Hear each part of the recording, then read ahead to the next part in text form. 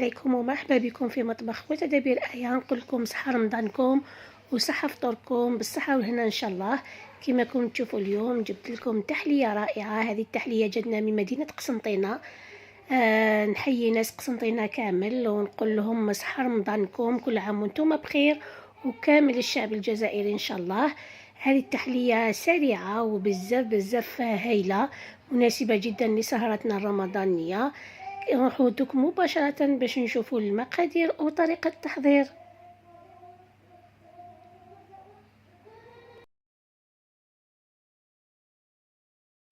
بسم الله، نبداو بالمقادير. اول حاجة عندي بياض تاع بيضة هكذا يكون بدرجة حرارة الغرفة. عندي 150 غرام تاع عسل الحر. العسل الحر في الوصفة الأصلية لازم العسل الحر. وتاني عندي كمية تاع الجوز، سي بور سا سماوها الجوزية، موس الجوزية بالجوز. حبيتو ديروا اللوز تقدروا ديروا اللوز ولا البيستاش تاني تجي بنة روعة. وتاني قرصة تاع ملح اللي راح نطلعوا بها البيض تاعنا. اول حاجه نبداو بها نفرغوا كميه العسل الحر.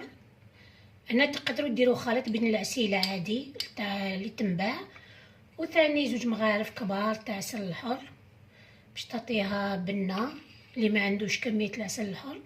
بصح في الوصفه الاصليه تجي بالعسل الحر. هكذا نشعل لها النار ونخليها حتى تغلي. كاين حتى يديروا مزيج بين السكر والماء هكذا. نطلعوا البيض تاعنا. اول حاجه ندير حبه تاع بياض البيض هكذا، ندير قرصه تاع ملح شويه هكا ونطلعوا عادي.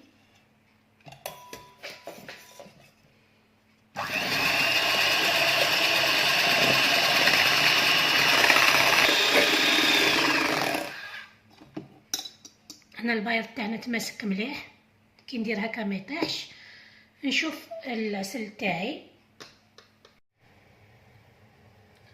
هنا العسل بدا يغلي، حد نخلوه حتى يبدا يدير فقاعات مليح هكذا باش نستعملوه.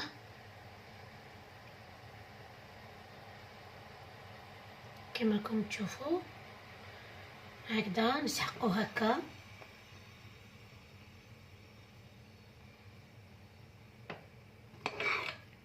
غلا مليح. راح نكملوا الوصفه تاعنا.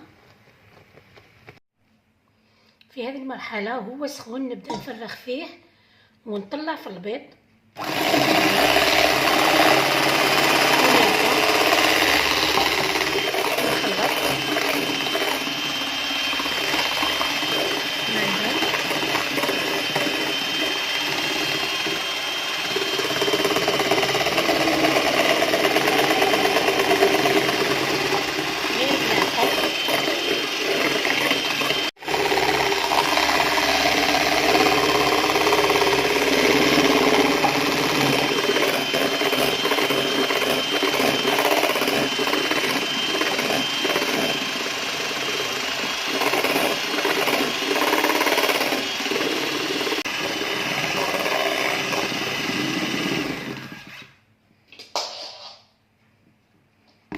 كما راكم تشوفوا هذا هو القوام تاعها، ما يجي خفيف ما يجي ثقيل هكذا. راح تزيد تتماسك مليح كي نزيدو نحطوها في الفريجيدار. انا نجيب لابوشادوي ونفرخها فيها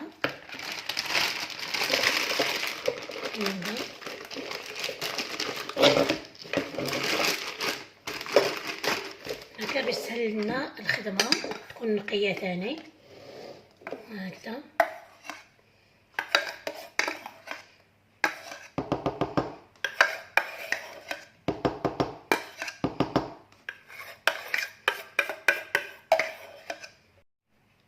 نحطو هكذا بحذر. نجيب الكؤوس اللي حنقدم فيهم بهذا الشكل. ندير كميه تاع الجوز من تحت هكذا، الكميه اللي حبيتوها بيان سور.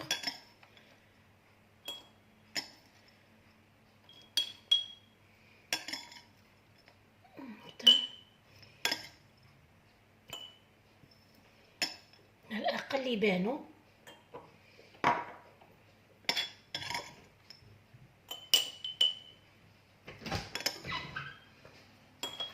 هكذا ونفرغ لاموس.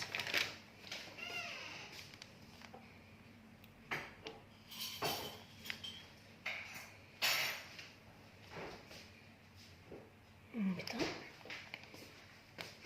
نجي في كؤوس صغار باسكو ما لازمش ناكلو منها بزاف، ديجا هي حلوه.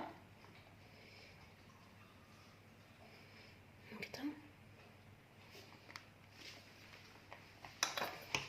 ونزين بحبه نص حبه جوز هكا بالجوز الفوق هكذا. وهذا هما الكؤوس تاعنا نخليهم يبردوا في الفريجيدار ونقدموهم.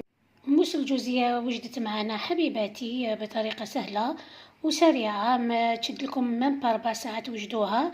تجي قمه في الروعه، مش حلوه بزاف، الذوق تاعها متوازن، مليحه بزاف للسهرات الرمضانيه وتاني المناسبات.